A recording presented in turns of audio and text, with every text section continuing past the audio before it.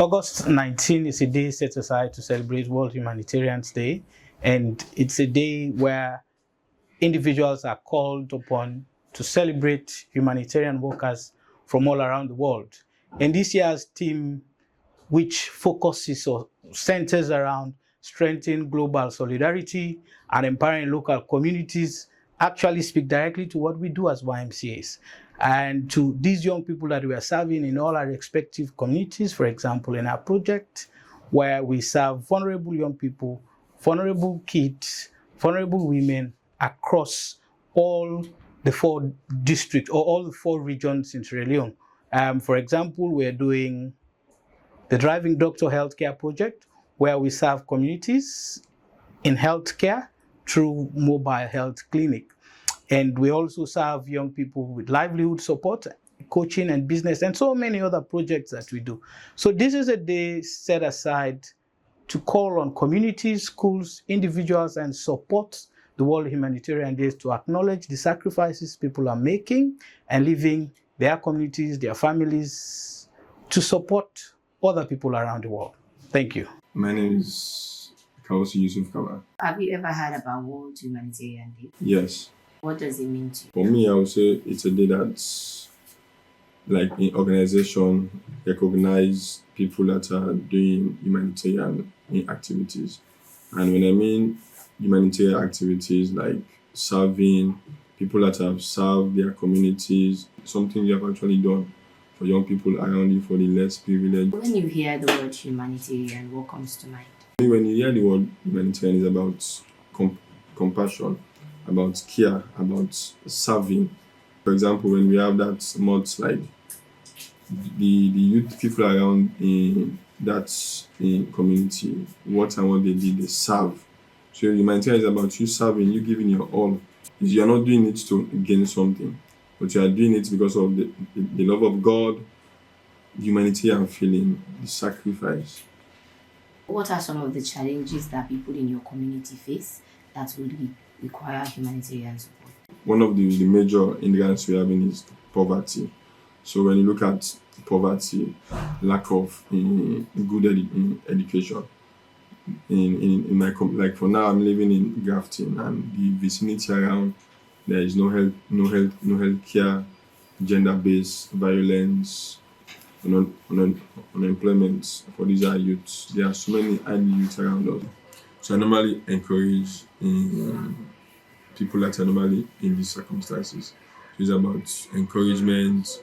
It's about you all. I can also, most of the time, I lead them into Christ. I pray with them. It will find it's very interesting that I'm saying now. Some people they are being challenged. It's just few words of encouragement. So have you ever heard about YMCA and the work that we do? You bridge the gap on how these resources can be allocated to the right people rather than individual pockets. So I know of two people currently in my church. There is this youth livelihood. Yes, the YMCA promoted them in doing this solar innovation and also on this graphic design. So of course, YMCA, you guys are doing a good job. So I will recommend the management and the entire team to continue to do those good job. Have you heard about World Humanitarian Day? What does it mean to you? For me, the word humanitarian is like helping the individual to the needy, which is the pain of the sacrifice. Who do you consider a humanitarian? A person that helps in times of crisis. So what are some of the challenges that we face in our communities that require humanitarians? In this rainy season, we have a lot of disaster, like flooding, Then let me say hunger strike. Hunger strike is a very challenge for a lot of people. But you can afford, but the layman cannot afford. And let me see, many people cannot afford.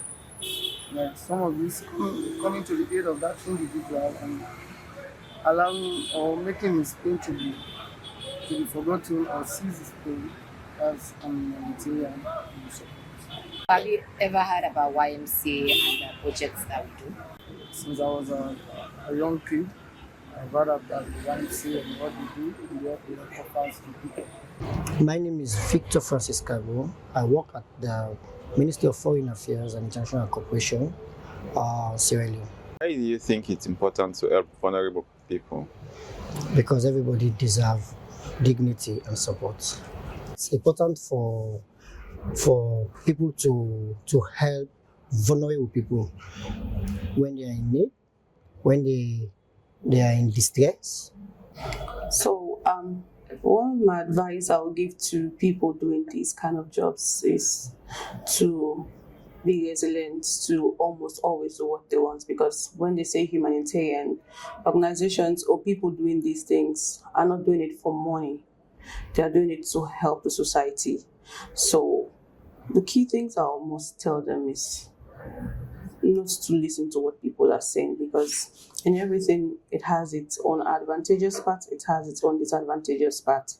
So my best advice I would tell people, humanitarians that are doing these jobs, keep the ball going. You need to do it, because if you don't do it, people might not want to do it, and we have societies, we have communities who are looking up to them. So if they don't do it, maybe other person might not do it. So that's one of the encouragements I will have to give to them. Do you think young people can contribute to humanitarian work, especially in Sierra Leone? Yes, they can, because we're not expecting the aged to do what it should be done, because they don't have the energy, they don't have the enthusiasm to do it, even though some might want to do it.